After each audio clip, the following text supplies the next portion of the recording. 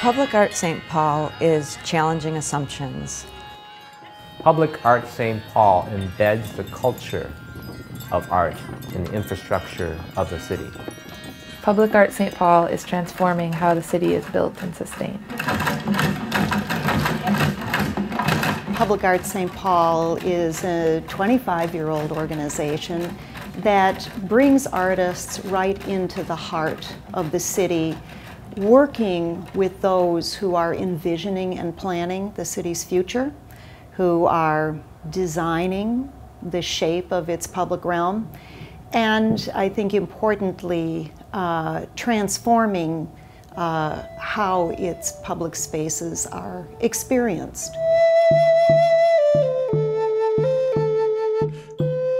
Public Art St. Paul is really unique in the way that it brings together artists, scientists, engineers, folks who don't typically get to talk to each other and work together, and encourages them to collaborate on innovative projects that really engage people with the environment around them.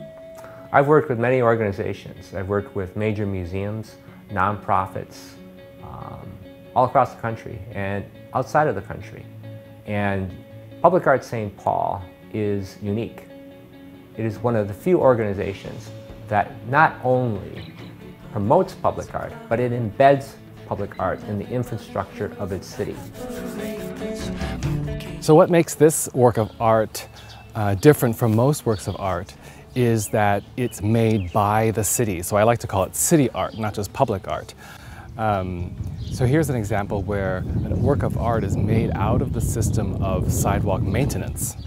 You experience these everyday aspects of the city very differently if they're made into works of art. So a plain panel of sidewalk becomes something that has more meaning than just its mere function.